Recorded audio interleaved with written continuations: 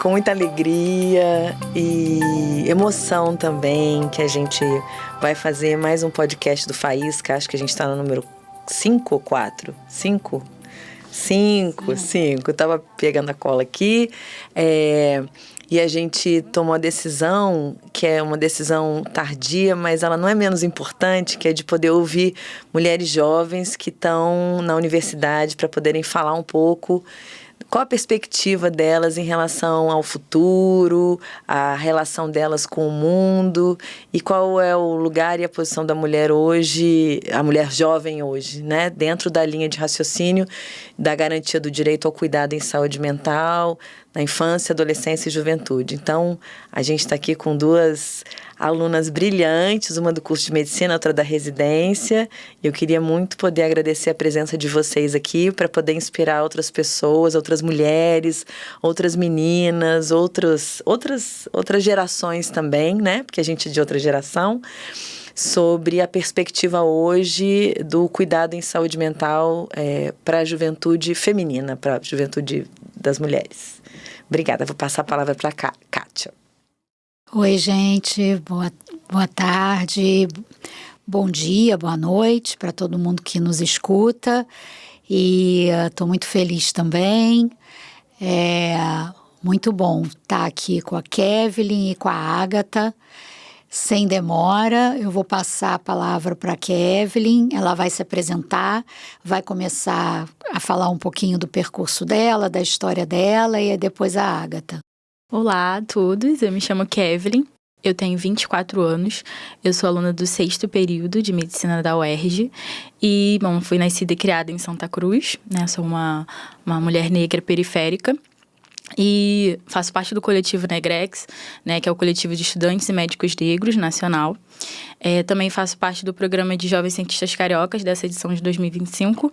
E a minha área de pesquisa é a saúde da população negra e a saúde da mulher. Bom, a minha trajetória é uma trajetória de uma estudante, né, periférica que adentrou a universidade com muitas questões, né? Eu era uma aluna que precisou trabalhar no meu primeiro ano, né? Quando eu entrei na universidade. Então, foi um mundo, né, de experiências, tudo foi muito novo. Eu entrei, né, com 21 anos na universidade. Então, eu tinha muitas expectativas, mas eu me deparei com uma instituição que não estava ainda preparada para, né, um estudante periférico, né, um estudante da favela, que trabalha, enfim. E tendo o recorte, né, que eu tenho de ser uma mulher, de ser negra. Então, eu me deparei com muitas expectativas, mas também muitos obstáculos, né, que foi adentrar a universidade, né, com essas questões. Posso fazer uma pergunta? Uhum. Sim, eu fiquei muito, antes da gente começar, quando você começou a contar o sonho de ser médica e como é que isso foi se concretizando a partir da sua experiência também de encontros e de situações na sua vida. Eu achei muito legal quando você contou a história do jaleco. Uhum. Se você puder contar, eu acho que é muito bom, porque quando a gente vai falando esse monte de coisa que a gente tem, junto com isso tem eu ouvi você falando antes de um sonho que é muito legal, que é de cuidar, né? E aí eu queria que você pudesse dizer isso um pouco para as pessoas também. Sim, então, desde que eu acho que me entendo por gente, eu queria a medicina, eu sempre tive essa questão de gostar muito da biologia, do funcionamento do corpo humano, mas além que seria o cuidado. Eu sempre achei que dentro da medicina eu ia encontrar esses, né, dois gostos que eu sempre tive desde muito nova. E eu sempre tive a sorte de estar no meio, né, escolar, de professores que sempre me incentivaram muito. Eu sempre participei de atividades na escola, né, e de professores que sempre, né, apesar dos entraves de estar numa periferia, enfim, de não ter um ensino, né, por vezes, né, com aquela estrutura necessária, mas eu sempre tive pessoas na minha vida e representantes na área da educação que sempre me incentivaram muito. Então, isso para mim, apesar da dificuldade de entrar na medicina, né, que era um curso, né, muito concorrido, muito elitizado, para mim, eu não tinha dúvidas que poderia ser uma possibilidade para mim, justamente por conta dos meus professores. E, enfim, quando eu tinha 12 anos de idade, eu fui no museu, né, no Museu da Vida da Fiocruz, e lá teve uma atividade, eu não me lembro muito bem como que foi, mas foi a primeira vez que eu vesti um jaleco na minha vida. Eu não tenho, na minha família, a única que entrou dentro de uma universidade foi a minha mãe, então eu não tenho outras pessoas da área da medicina, não tenho outros médicos na família, então foi a minha primeira vez tendo contato com esse objeto. E, enfim, para mim foi emocionante.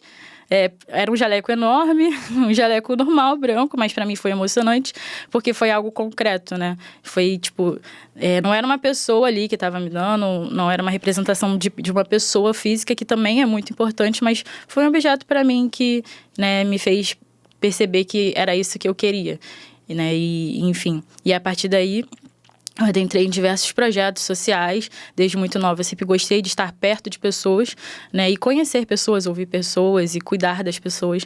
Desde muito nova eu sempre tive esse perfil. E a partir daí, né, até entrar na universidade e ver que era exatamente isso que eu queria. Muito bom te ouvir. Obrigada. E você, Ágata?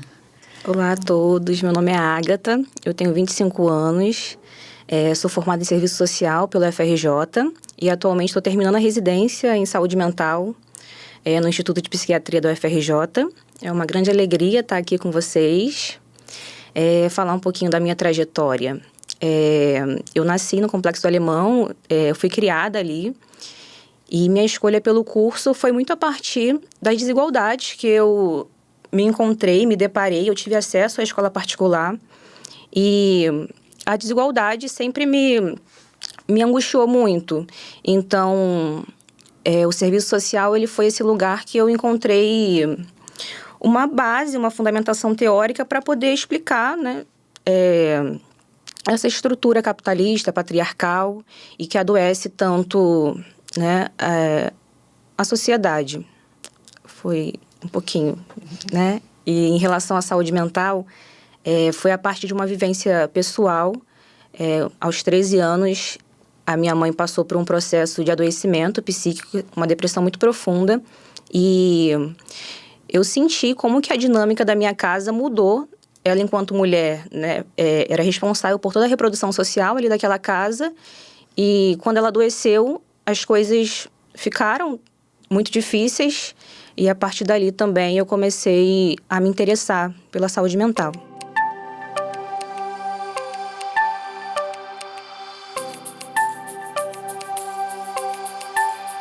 Eu acho muito importante, né, esse relato de vocês, assim, na construção da escolha relacionado com a vida, com a família, com os impasses do que é ser mulher também, né, no território e olhando para o futuro ao mesmo tempo. Então, assim, eu não sei como é que a Kátia tá, mas eu fico muito emocionada, porque eu tô achando vocês duas incríveis.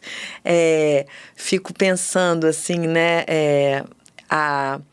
o desafio que é hoje enfrentar todas essas questões, incluindo a polaridade das relações, que hoje é um assunto importante, né, e que acaba consumindo a gente nos espaços onde a gente está também, as dificuldades com a violência contra a mulher, as questões relacionadas à imagem da mulher hoje, à internet, ao lugar da mulher no trabalho, ao lugar da mulher, relacionados ao lugar da mulher que é mãe ou não mãe, né? Isso também tem uma disputa em relação a esse lugar social do que é ser mulher. Então, fico emocionada porque, assim, parece que o que a gente discutia há um tempo atrás, de alguma maneira, se reflete no que vocês estão contando aqui hoje. E que a gente talvez não tenha conseguido alcançar naquele momento, mas era um desejo também. Então, queria agradecer. Fiquei emocionada. Obrigada. Eu também. E a Ágata está fazendo cenário de prática lá, né, na coordenação de atenção psicossocial, e tem aspectos da história dela que eu estou conhecendo hoje, olha só. Olha só. A partir desse podcast, né? Então, é legal a gente poder também, né, tendo todo esse contexto aí, né? A gente vai, recebe as pessoas, já começa a trabalhar junto e às vezes a gente não para um pouco, né? Para saber um pouco mais da história, né? O que faz essa pessoa chegar, né? E tudo. E aí eu tô achando também muito importante essa nossa conversa hoje aqui também. E aí, em relação a esse momento, né, de vocês, né, a Agatha já está formada, né, e está fazendo residência. Como é que é? E a Kevlin está ainda na formação, né? Como é que é a expectativa, assim, de vocês hoje para o mercado de trabalho?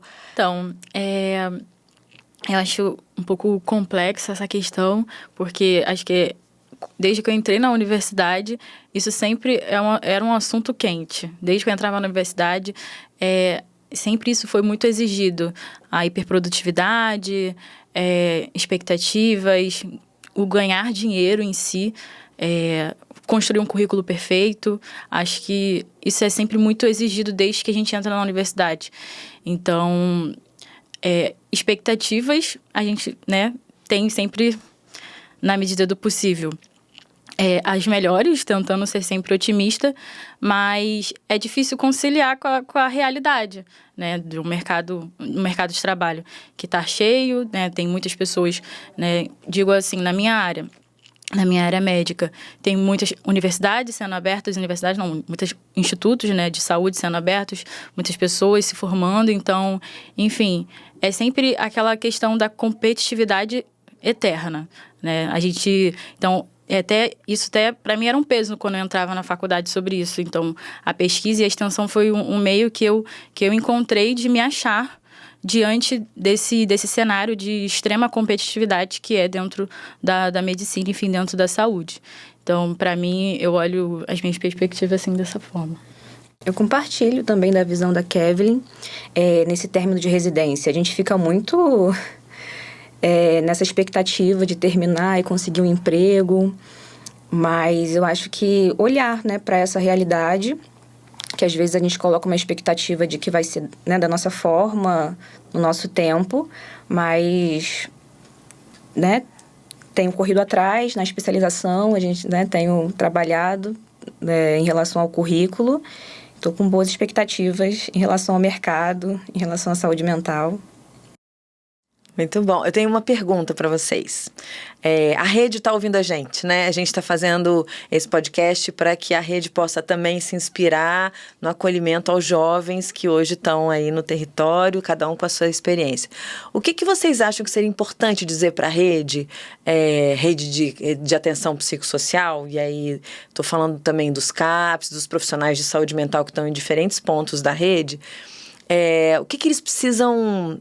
Eu sei que é um improviso, mas assim, o que seria importante eles estarem atentos no acolhimento, no cuidado a jovens como vocês, né? Que estão aí num momento da vida que é um momento de virada, né? Da onde é um meio, né? Você termina um processo formativo e vai para algum lugar que vocês ainda não sabem qual é. Entendi isso? O que é importante, nesse sentido, ter atenção enquanto profissional de saúde mental? Eu acho que é uma ótima pergunta essa questão do acolhimento em saúde mental. Eu acho que ter em primeira mão essa visão da interseccionalidade, entendendo o gênero da pessoa, olhar a pessoa de forma integral, né, ter atenção a esses aspectos, esses marcadores sociais, estar sensível a essas demandas, né, uma escuta atenta para poder acolher da melhor forma aquele sujeito que está chegando ali, né, ali no acolhimento em saúde mental. Eu penso assim, eu como mais jovem, né, como que eu gostaria de ser acolhida dentro da saúde mental, enfim, da rede, acho que seria o estímulo ao autocuidado, né, ao tirar um momento, né, poder tirar esse momento para ter esse autocuidado, porque acho que hoje em dia tudo está muito corrido, a internet é sempre estimulado que a gente queira mais, terminou uma meta, que venham novas metas, então acho que talvez convencer esse jovem e entender que ele precisa olhar um pouco talvez para dentro de si, né, e como a gente estava conversando antes, sobre principalmente as estratégias de aquilombamento, estar entre seus pares, entendeu? Acho que isso também é muito importante, porque, enfim, se a gente olhar para a estrutura, né, pro sistema como um todo, ele não é perfeito ali, né, principalmente para jovens que são de periferia, enfim, mulheres, pessoas negras, ele não é perfeito para a gente. Então, a gente precisa lutar contra essas estruturas, mas o que seria o início, né, disso? Já que as estruturas estão aí, historicamente, elas já não nos abraçam e, apesar das nossas lutas, ainda vai precisar de um tempo para serem mudadas. Acho que precisa, talvez, estimular esses jovens a olhar para dentro de si e poder parar um pouco. Que a gente consiga parar um pouco, estar entre os nossos, enfim, entender que a realidade pode não ser uma das melhores, mas pessoas vieram antes da gente, né? E lutaram para que muitas coisas, né? Para que as coisas sejam mudadas, né? Você não está sozinho ali no meio desse turbilhão que seria, enfim, a universidade, a residência, o mercado de trabalho. Acho que seria... Eu, pelo menos, gostaria de ouvir isso. E isso que você traz, né, Kevlin, do coletivo, né, assim, você falou do aquilombamento, né, que é super importante aí, de você estar pertencendo, né, a um coletivo, né, e tem essa ideia de a gente estar também se articulando politicamente, né? Entendendo politicamente, não especificamente como política partidária, mas politicamente, né? A partir dos pares, né? De poder abrir discussões, de pensar junto, né? De organizar também formas, né? De participação mais coletivas, né? Para poder... não sei, eu acho que tem esse olhar para dentro e tem esse olhar de se conectar também com outros para que a gente possa, de fato, fazer a coisa avançar, né? Exato, acho que quando a gente tem uma carga muito grande de representações na nossa vida, seja da nossa história, enfim, conceitos que a gente vai carregando até como jovem mesmo, às vezes a gente coloca muito peso na gente de coisas que a gente carrega, do que a gente precisa significar, de coisas que a gente precisa conquistar. Acho que sozinho é muito difícil, né? Carregar isso, e quando a gente consegue ter um coletivo ali, né? Não, como você falou, não necessariamente um coletivo político, mas isso também é um ato político, né? O estar em coletivo também é um ato político, porque é um ato de fortalecimento, né? Físico, mental. Então, eu acho que, enfim, essa seria uma das estratégias, né? Estar em coletivo é muito importante. E, para mim, estar em coletivo, né? Eu, como faço parte de um coletivo, né? Que é o Coletivo Negrex, é muito importante. Para mim, não consigo nem imaginar como seria a minha trajetória sem estar entre os meus, né? Talvez nem conseguiria chegar até aqui sem estar entre os meus.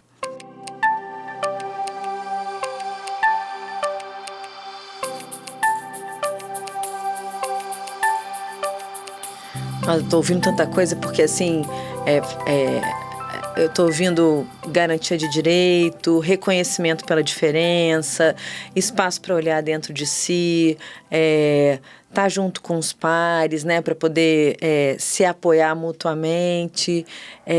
Mas, assim, o que eu tô ouvindo que para mim é curioso, porque não é uma novidade, mas eu nunca tinha formulado desse jeito. Talvez a gente devesse permitir errar mais, já desde antes, né? Porque essa coisa de estar sempre com uma expectativa alta de ser um médico... Você falou no começo, né? De ter um super currículo, de estar tudo certo, super bem empregados. Claro que tudo isso é importante, mas essa referência... máxima coloca, talvez, né, a juventude hoje num lugar de uma alta exigência que pode adoecer, né? Então, estou pensando com vocês mesmo, né? Estou ouvindo aqui, estou tentando pensar junto, porque eu acho que quando vocês contam essa história, é uma história de um percurso que é ligado ao território, ligado a construção familiar de vocês, mas também ligado a isso que a sociedade exige hoje, né? De vocês estarem no lugar de excelência, né? E talvez nem todo mundo consiga. E aí eu fico pensando nisso, assim, tô dividindo com vocês. Eu acho que adoece muito essa exigência de ter sempre mais, ter um currículo melhor, ter uma formação melhor. Eu sempre me cobrei muito, sempre tive muita dificuldade de pedir ajuda. E desconstruir isso tem produzido cuidado, né? E tem uma questão, né? Uma curiosidade, o curso de serviço social, meu pai ficou um pouco injuriado e acabei fazendo farmácia também, sou formada em farmácia. Então, é uma coisa que não foi fácil e bate muito com isso que você está dizendo, né, Karen? Sobre essa exigência que a gente tem de produzir mais, de fazer mais, de ter mais conhecimento e o quanto isso adoece e quanto que foi difícil para mim esse período de graduação, lidar com a quantidade de demandas e poder organizar isso da melhor forma. E, assim, eu acredito que essa exigência, né, que vem em cima do jovem, isso também não é só da sociedade, isso também está dentro das nossas instituições, né? Pelo menos eu sinto muito isso dentro da universidade, né? Dentro do meu curso. Tipo, constantemente a instituição também nos estimula a querer sempre mais e tá nesse estado sempre de hiperprodutividade, entendeu? Só que isso, né? Se não houver um equilíbrio, como que a gente vai haver uma saúde mental ali, né? De fato. Enfim, eu trago isso porque eu penso que como que, tipo assim, dentro da minha formação, como que isso é levado, né? E até mesmo para introduzir em relação à saúde mental, como a saúde mental é levada dentro do meu curso, né? Como eu falei, é um curso de extrema competitividade, mas eu tenho o privilégio de estar na UERJ e a Medicina UERJ, né, tem algumas estratégias, tem algumas pessoas que tentam, né, ter essa promoção dessa saúde mental, né? Vejo que talvez isso seja até um pouco mais ruim em relação a outros cursos de medicina em outras instituições. Então, acredito que aqui na Medicina UERJ a gente tem um pouco de diferencial em relação a isso. Mas é isso, a gente introduz esse assunto nas aulas, a gente conversa sobre isso, nós temos mesas temáticas sobre isso, e então o assunto está ali.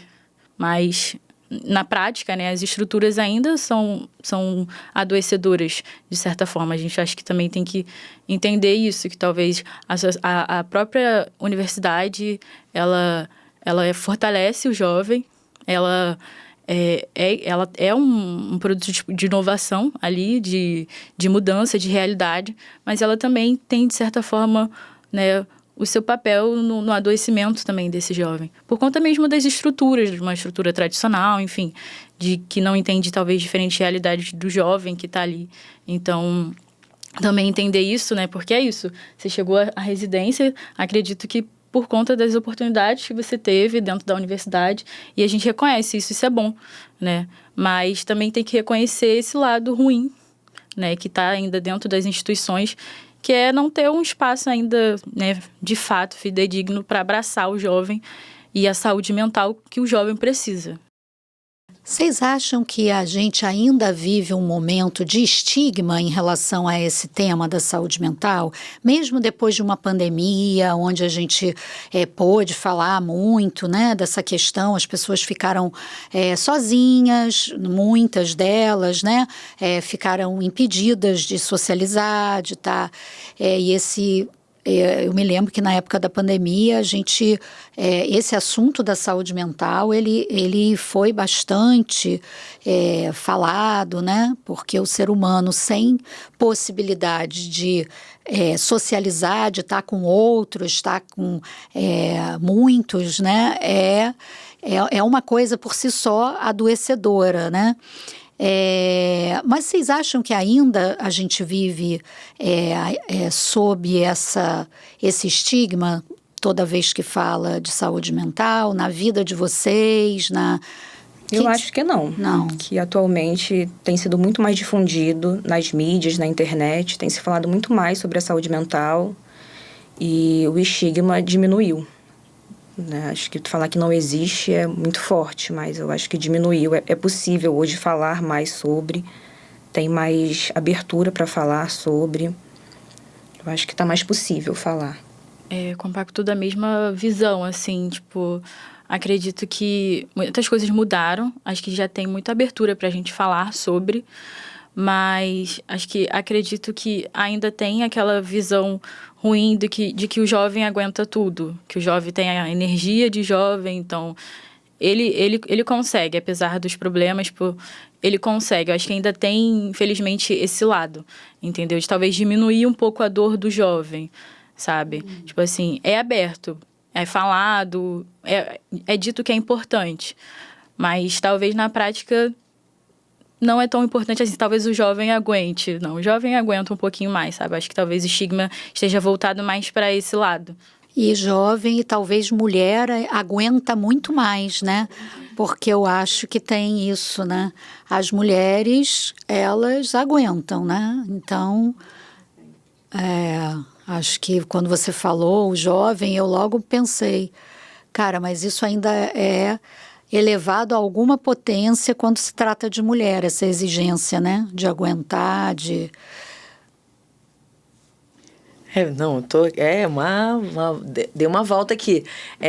Reconhecer que a ansiedade está presente na nossa vida é um fato. O que a gente faz com ela para a juventude hoje poder, né, se sentir mais acolhida e avançar com alegria de poder estar trabalhando bem, vivendo bem, estando nos espaços de uma maneira mais prazerosa, eu acho que é um grande desafio hoje da nossa sociedade.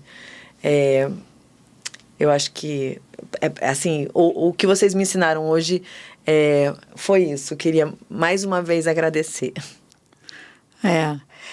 Eu também, mas eu estava pensando aqui, eu acho que não dá para a gente não também dizer, né? Até quando você fala, Karen, você chegou a listar coisas, né, que a gente falou aqui, que tem tudo a ver com as bases da saúde mental, né? O suporte entre pares, e não só entre pares, né, mas intergeracional, que foi falado aqui, dos professores, das pessoas mais velhas, a questão da garantia de direitos, né, a questão do acesso, de um acolhimento, mas assim, tudo isso são bases para promoção de saúde mental, né? E, ao mesmo tempo, a gente vive num mundo onde a gente está cada vez né, assim, mais tendo que lutar por essas coisas, né? Em que essas coisas não são garantidas, né? Então, eu acho que essa questão estrutural maior, ela tem que entrar, né? Mesmo, né? Na análise, como a Agatha falou, né? Porque é isso, a gente tem que pensar meios, né, de lutar mesmo para que a gente possa, de fato,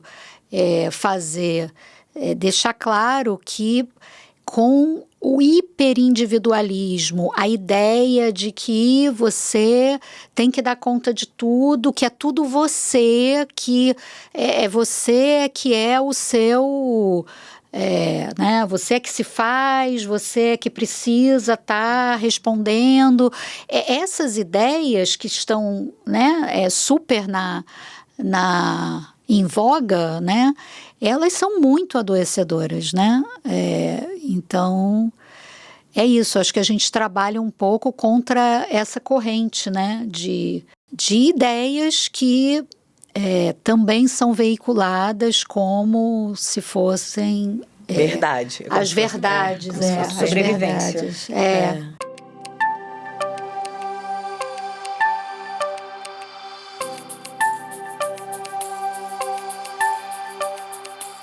Eu acho que é isso, né, Kátia? Vamos terminar, porque assim, é um tema que é infinito, né? Ainda mais para quem é mulher, né? Que tem as histórias aí para contar.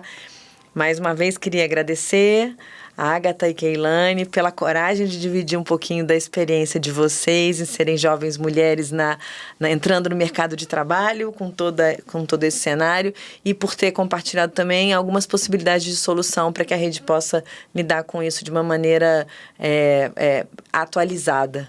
Muito obrigada. Valeu, obrigada. Obrigada. Eu que agradeço a oportunidade e a troca. Muito obrigada. Agradeço.